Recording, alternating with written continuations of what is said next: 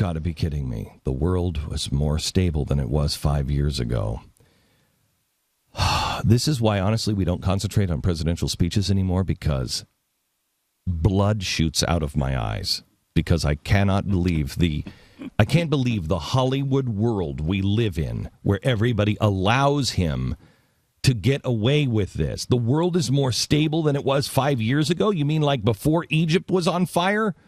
Before Egypt rounded up 50,000 Muslim Brotherhood clerics and outlawed the group? Really? You mean we're more stable now? Before 2 changes in Egyptian leadership within a year, including a military coup that we don't even know if you'll call it a coup or not? You mean more stable than when the Christian churches were burned to the ground and Coptic Christians were being massacred? Because these are the changes in Egypt, by the way, Mr. President, that you encouraged. The world is more stable now that we don't have a dictator in Libya? We don't like the dictator, didn't like him. But now Al-Qaeda is in charge of Libya, and the world is on fire there. We're more stable than we were in Syria, when Syria was stable, at least with a dictator. When the king of Jordan is begging everyone to pay attention because Jordan may disappear. Really? We're more stable, Mr. President? My gosh. And you continue to aid through massive monetary contributions. You're telling us the world is more stable after all of that. The world was less stable before Libya burst into flames and 4 Americans were murdered in Benghazi. It was more stable when the world thought that we would actually go rescue our own people, that we wouldn't even... The world's more stable now that they know that we won't even go and lift a finger to help people who are calling us and saying, help me, help me, help me. Really, the world is more stable. The world is more stable. You have the gall to say that? The world's more stable after Kenyan terrorists began rising up and murdering innocent people at shopping malls?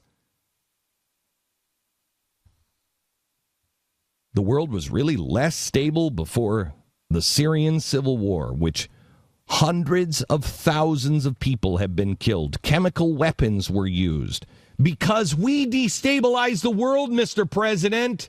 You said rise up, and they did. And now chemical weapons have been used. And the world is on the brink of World War III, and you have the gall to say it's more stable? Mr. President, you are far too intelligent for this. You know better than this, but maybe you don't, because everybody is afraid to say anything to you. So maybe you don't. Maybe you've never learned a lesson because nobody ever has the guts to say anything to you. Nobody will ever say, do you realize what you've just done? Do you realize what that speech just did? Do you realize what the ramifications are? Do you realize, Mr. President? No, instead everybody fawns over you and says you're the greatest leader to ever live. So maybe you don't. But I can't believe anymore that you're not just straight up lying, and you know it, because the entire Middle East is exploding in chaos, on the precipice of total disaster now 5 years later. Meanwhile, here at home, the dollar has been destabilized. Job growth is hundreds of thousands off the pace it should be. The economy has not recovered, continues to be the longest stretch of malaise since the Great Depression, not the 70s. I told you, I said to the American people 3 years ago, you will look back and you will dream of the days of Jimmy Carter. We have already blown past Jimmy Carter days. We're now struggling to not beat the Great Depression. You've saddled us with a new healthcare system which represents 17% of the entire economy. The greatest healthcare system the world has ever seen is now being described as a train wreck by its authors. And let's not forget, we're still pumping $1 trillion a year in made-up funny money into the system, setting up disastrous hyperinflation. Brazil has talked about it. China has talked about it. Africa has talked about it. All of our allies have talked about it. Russia, China, our enemies have all talked about it and said, you will destabilize the world and you will cause the world to go hungry and starve to death because everybody uses our dollar as their gold standard. And you've destabilized that when millions of people starve to death because the United States of America devalued its money, and the world keeps good on their promise to blame it on us because they already are. Look at what the IMF said. The IMF has already come out and said, you can't stop printing anymore. You can't stop now because you're already hurting all the other countries. You stop printing now, you'll throw everybody into chaos. Let me understand this. Is that really your idea of stable, Mr. President? Is that really what you think is stable? Because to quote the Princess Bride, you keep using that word, and I do not think it means what you think it means. And as always, while addressing foreign diplomats and leaders, he again showed his true innermost feelings about our country. Yeah, the notion of American empire may be useful propaganda, but it isn't borne out by America's current policy or by public opinion. Wow. Wow. Could he put it any more clear? Could he? Really?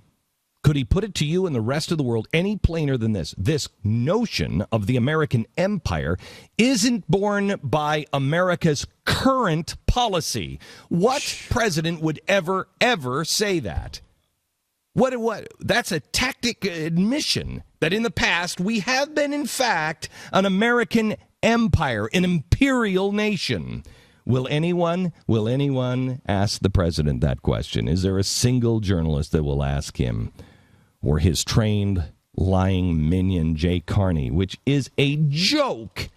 If Jay Carney would be in any other position for any other president or any corporation, no one would let that stand. If that guy was representing Exxon, Exxon would be selling soap today.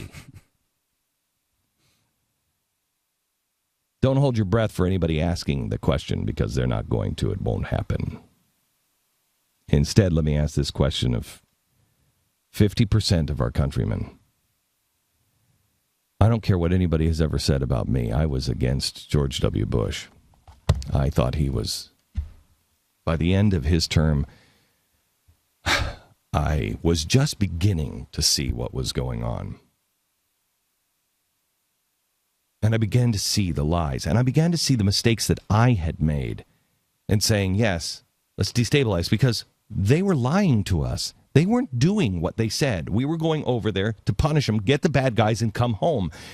That's not what we were doing over there. They lied to us. And if you think that we were for that, maybe some were. I wasn't. I don't know anybody who was. I don't know a soul in or out of the military or in or around the military that is for what we're doing. They weren't for it when we got in the end of George W. Bush. We're like, we've been lied to, all of us. Let me ask you something. Where are you? Where are you? When will you have the basic human dignity and decency to stand up and denounce? I don't care if you denounce this man or denounce your vote. I don't care. You denounce what's going on. You stand up and say, no, not in my name. When, for the sake of our lives, our children, our God, our liberty, when will you finally wake up and say, I can't be a part of this? Not in my name. Not in my name.